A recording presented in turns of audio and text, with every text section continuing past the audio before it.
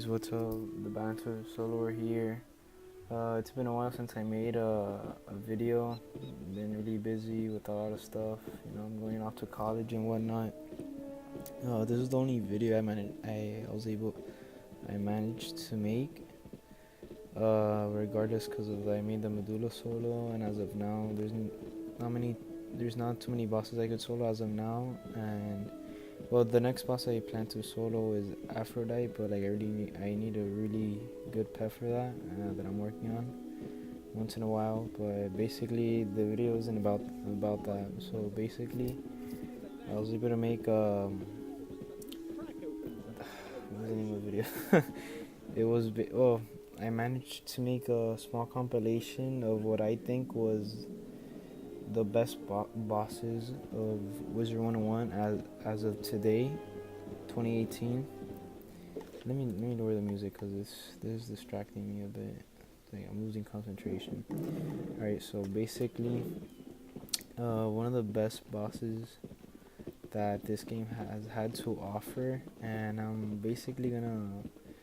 basically organized them based off of nostalgia, character designs, any functionality, well, not functionality, but like any significance that the boss has played into his game. And yeah.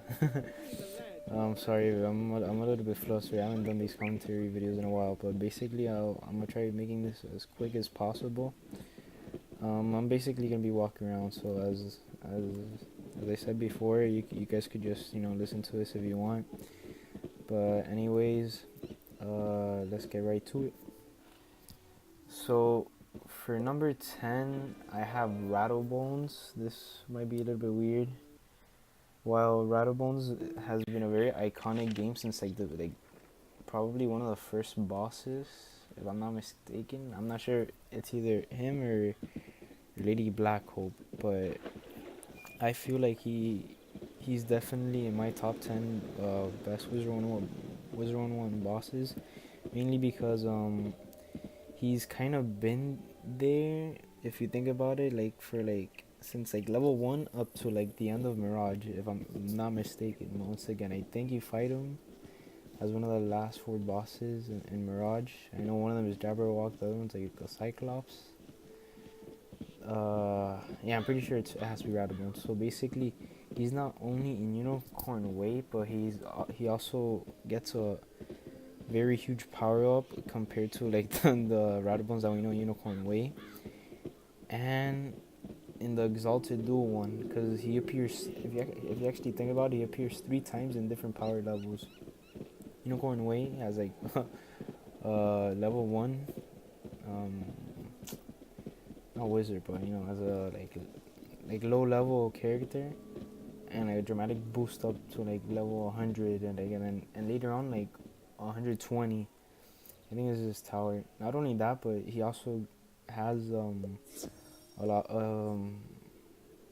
Oh wow! Ever since this update, I can't even recognize him. I'm not sure if they redid him. Oh wait, do I even have whatever? Well, they actually changed his character design. I'm not sure if they have that in Mirage. But oh wow, look at the doing circle. Oh yeah, I'm getting distracted. So based off of the original design and based off of this new one, I guess he doesn't have. Oh look, they also changed Bad Juju. Oh wow. Based off of the character design, he's a pretty good looking character. He has a death shield with the death armor and whatnot. I need to check if they actually changed his character design in Mirage, because I'm not too sure.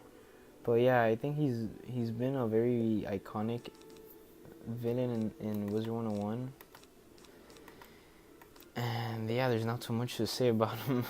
So I'm gonna move on to I'm gonna flee. So this is only just to show the character. I'm gonna move on to the next character. Alright guys, so number 9 on my list would have to be Belloc, because he's also, I feel like he's another unique character that this game has also brought.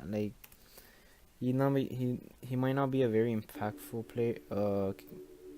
character, but he has returned on many occasions. Well, on just two occasions. One's of Zafaria. He was a pretty hard boss to beat.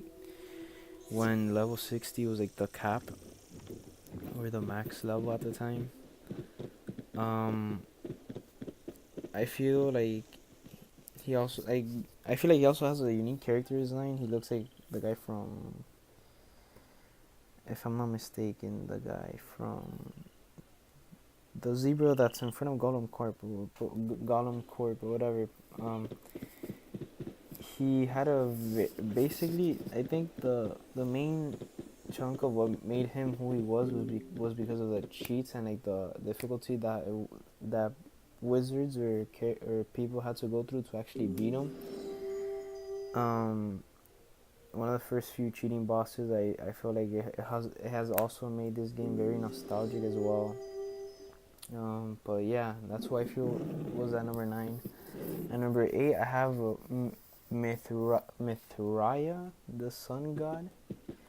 She's the final boss of Celestia. The main reason I put her here was not only because of nostalgic purposes, because once you defeat or finish Celestia, she's like the final boss more or less. But I also think her character design is like pretty good.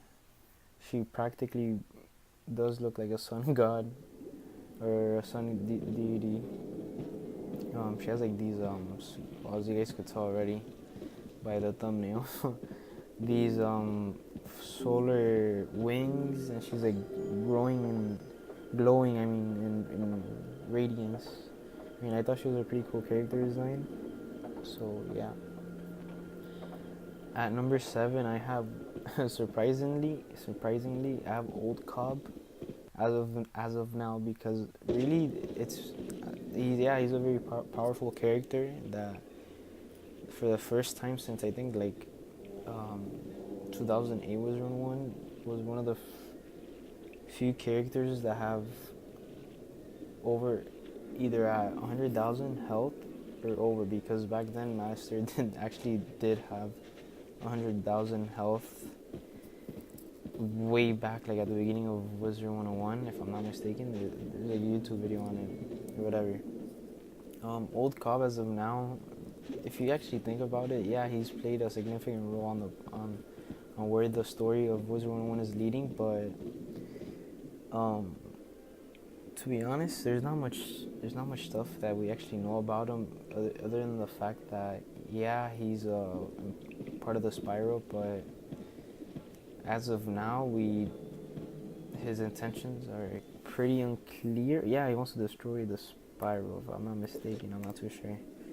I have a bad memory, but I feel like there's so much more potential that could be made out of him, especially since he's like the driving force of the third arc. But yeah, I'm still waiting for more actions or more what's the word I'm looking for? Yeah, I can't find the word, but whatever. His character design is decent, I guess. Basically a big guy with the hoodie on top, but you never know. My opinions might change depending on when he finally revealed. Oh, what the hell? These wisps are really cool. Based off of what he looks like underneath the hood. But yeah, he's a very powerful character. Very important for the plot as of now, and yeah, so it's a big spider with a hoodie. So for number 6, I have Baylor Brokenfang. Surprisingly, he's like one of my favorite character designs that this game has ever had to offer. Has ever had to offer. If you think about it, he's like one of the most unique characters that this game has to offer, and I feel like Chrysalis Part 2 and Chrysalis Part 1 and 2 has brought up to the plate like one of the most unique characters. But I'm not gonna go into that as of now. But basically, Baylor Broken Fang, at his time, he was a pretty powerful character. He wasn't bad, but he had like a lot of damage and like for the Storm character. And he's a what really brought my attention was the fact that he's a bear from Avalon, and he has Dragon Spire armor, which is definitely something that you don't see from any other character. But yeah, I just think he looks pretty cool. Following up with number 5, I have Ghost Dog, which is basically the same follow-up as I had as Baylor Broken Fang. He's that guy looks so badass. Like a dog that was trained in Mushu, and he looks really, really, really cool. And I think he's like an underrated character.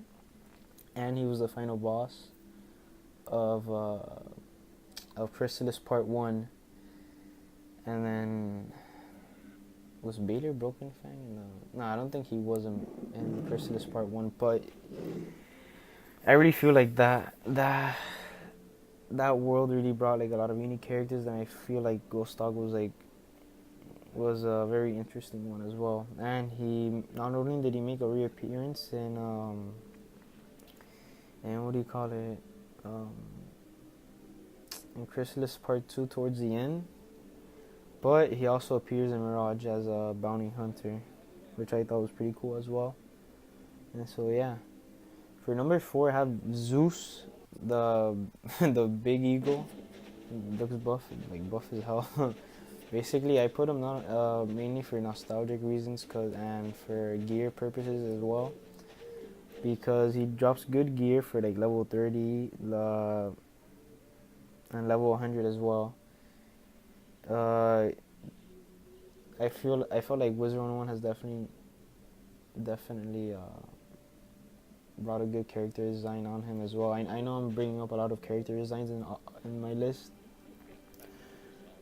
but if there's only like three that actually drive into the main storyline or plot, and maybe half of them have like nostalgia for me, based off of the times I played WIZARD101 or whatnot. But I felt like Zeus was definitely had nostalgia and like a really cool character design, very simplistic, really buff. He kind of looked like Zeus, but like an ego version, and he was really powerful as well. So yeah, I could probably replace Zeus with like with Hades, and I forgot this other water eagle. This eagle's name. He was a hawk, but I forgot his name. I'll probably put it on the video once I'm done. For whatever. So for number 3, I have Soulster Glowstorm. This entire character is probably based off of like nostalgia. He dropped one of the best gears at its time. Not such a good character design, but he was pretty cool. And yeah, I honestly think Waterworks till this day might be one of the best dungeons that this game has to offer. Not only because it was the first dungeon to drop like best cap gear that everyone would use, not just the regular ones that you get from the bazaar as well. But I felt like it also had a significant impact on WIZARD101 because it was more, like I think it was the first dungeon that ever dropped good, like really good gear for its time, and it was like a really hard boss to defeat. And I remember everyone would grind for like back in the day, like around 2011, 2012, and yeah, that's why I have Soulster Glowstorm at number 3. And so moving on for number 2, but whatever. For number 2, I have Morganth. Honestly, I'm gonna try keeping it brief, because if I talk about Morganth, it's gonna take up a lot of time in the video, and I'm trying to keep it short. So, long story short, Morganth was, as everyone probably knows by now, the second arc, the main villain of the second arc of WIZARD101.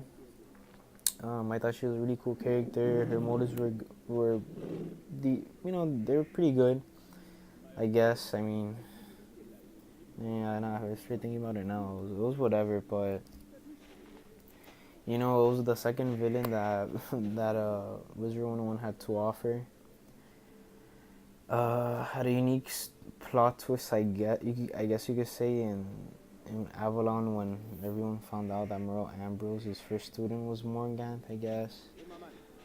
But I feel like she made a significant impact on not only on the role, not on the role, sorry, on the plot of WIZARD101, but also where this game was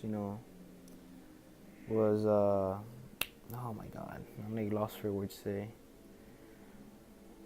She was definitely a driving force, and introduced us to like a lot of new things in WIZARD101, from I'd say like around 2010 to 2011 up to 2014, if I'm not mistaken, such as shadow magic, astral magic, if you think about it, because we first see her in Celestia after the defeat of Malistaire.